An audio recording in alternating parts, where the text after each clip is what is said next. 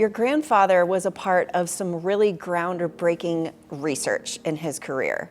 And I love, one of my favorite stories is the discovery of Oat Beta Glucan. Yes. Share. So, I mean, one of the things that when it's so gratifying to have people come to me and say, I read about this, I heard about that. These are stories that I grew up on. And just kind of being around him and all of his buddies and the people that, you know, we grew up in the industry knowing about and hearing about, it's great to hear people come back and be so excited that this is part of our culture and part of our history and part of the legacy of Circadia now. And it means more to me now than it ever has.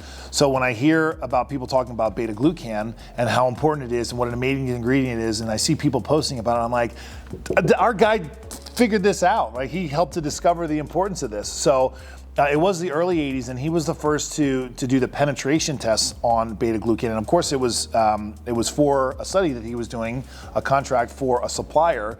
But he was the first to discover just how effective it was when applied to the surface of the skin. And beta glucan is the favorite food, if you will, for Langerhans cells. So it helps to stimulate local immunity within the skin. And Langerhans cells, of course, help to keep viral attacks at bay. One of the reasons why, you know, if you have a severe sunburn, not only does it disrupt the microbiome in general, but it kills the Langerhans cell population for up to 8 weeks at a time. So if you have someone who's prone to cold sores, almost always they'll get a cold sore after a severe sunburn because it's killing those local immune cells that help to keep those viral attacks at bay. One of the best things to do after a sunburn is to apply beta glucan because it helps to repopulate those areas. He's the one that actually did those initial penetration tests in the early 80s. So, you know, a staple ingredient, something that's widely known and widely used in the industry, he helped to discover.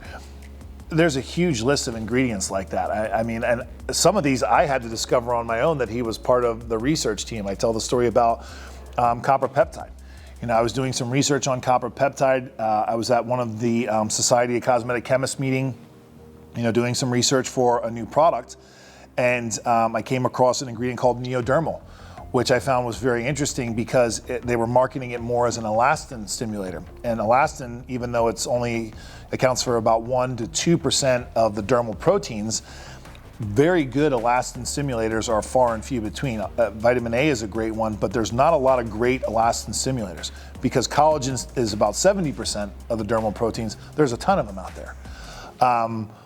So I'm looking at this and I'm thinking, okay, well, this is really interesting. I'm reading this entire paper about collagen or copper and copper peptide and the discovery of it and blah, blah, blah. And I get to the bottom of the paper and he wrote it. And this is something that was published in the early 90s. And I said, you did the first penetration test on copper peptide in 1989. He said, yeah. I said, well, that would have been really good to know like 10 years ago.